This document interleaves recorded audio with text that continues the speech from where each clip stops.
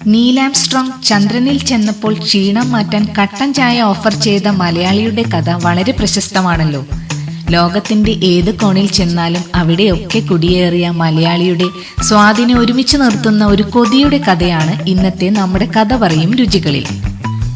നല്ല തേങ്ങ അരച്ചു കുഴച്ച കപ്പയും കൂടെ കുടംപുളിയിട്ട് വെച്ച നല്ല നാടൻ മീൻകറിയും കൂട്ടി കഴിക്കുന്ന ആ രുചി, ലോകത്തിൽ എവിടെയായാലും മലയാളി നൊസ്റ്റാൾജിയോടെ ഓർത്തിരിക്കുന്ന ആ രുചിയുടെ കഥ നമുക്കറിയണ്ടേ?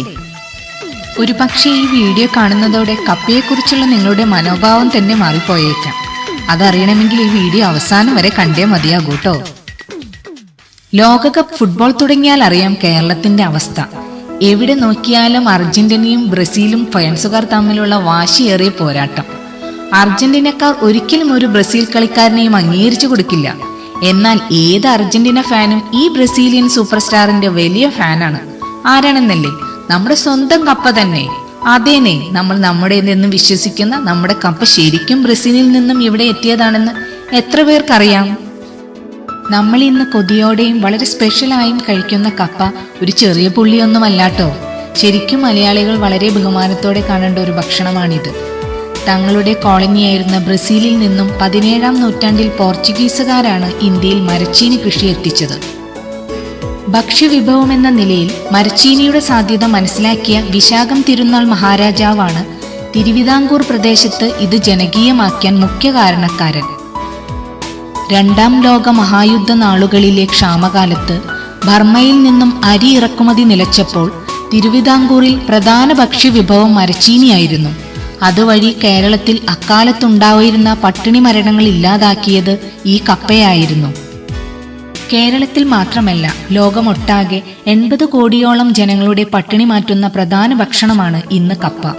ആഫ്രിക്കൻ രാജ്യങ്ങളുടെ പട്ടിണി മരണത്തെ ഒരു പരിധിവരെ തടഞ്ഞു നിർത്തുന്നതിൽ കപ്പ ഇന്നും ഒരു പ്രധാന സ്ഥാനം വഹിക്കുന്നു. അങ്ങനെയുള്ള കപ്പയ്ക്ക് നമ്മൾ മലയാളികൾ ഒരു ബിഗ് സല്യൂട്ട് തന്നെ കൊടുക്കണ്ടേ?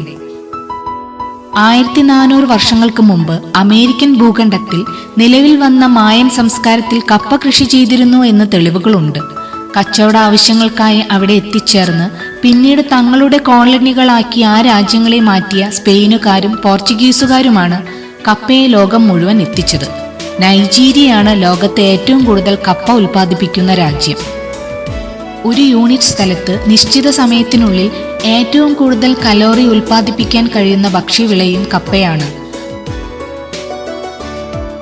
കപ്പ കൊണ്ട് എന്തൊക്കെ ഉണ്ടാക്കാമെന്ന് നമ്മളോട് ചോദിച്ചാൽ ഉടൻ വരും കപ്പ ചിപ്സ്, കപ്പ ബിരിയാണി, കപ്പ പുഴുക്ക്, അങ്ങനെ നീണ്ട ഒരു ലിസ്റ്റ്. എന്നാൽ വ്യാവസായികമായി വിവിധ തരം ഉൽപ്പന്നങ്ങൾ നിർമ്മിക്കുന്നതിനുള്ള അടിസ്ഥാന ഘടകമാണ് കപ്പ. നാളെ ഒരു കാലത്ത് കപ്പ കഴിച്ച് കപ്പയിൽ നിന്നുണ്ടാക്കുന്ന ജൈവ പെട്രോളും അടിച്ച് യാത്ര ചെയ്താലോ? ആലോചിക്കുമ്പോൾ തമാശയായി തോന്നുമെങ്കിലും സംഗതി സീരിയസ് ആണ് കേട്ടോ. പല രാജ്യങ്ങളിലും കപ്പയിൽ നിന്നും ബയോഡീസൽ ഉൽപ്പാദിപ്പിക്കുന്ന ഗവേഷണം വളരെ വേഗത്തിൽ പുരോഗമിക്കുന്നുണ്ട്. ചൈന 2010 തന്നെ 10 മില്യൺ ടൺ ഇന്ധനത്തിന് തുല്യമായ എത്തനോൾ നിർമ്മിച്ചു കഴിഞ്ഞിരിക്കുന്നു. 2007 ചൈനയിലെ ബീഹായിൽ സ്ഥാപിച്ച പ്ലാന്റിലൂടെ 2 ലക്ഷം ടൺ എത്തനോൾ ഫ്യൂവൽ ആണ് വർഷം തോറും ഉൽപ്പാദിപ്പിക്കുന്നത്. ലോകത്തിലെ പല ഭാഗത്തും ആൽക്കഹോളിക് ബീവറേജ് നിർമ്മിക്കുന്നതിനായി കപ്പ ഉപയോഗിക്കുന്നു. അതുമാത്രമല്ല, കപ്പയിൽ നിന്നും ഉൽപ്പാദിപ്പിക്കുന്ന ലോണ്ടറി സ്റ്റാർച്ചും മൃഗങ്ങൾക്കായുള്ള തീറ്റയും ലോകമെങ്ങും ലഭിക്കും.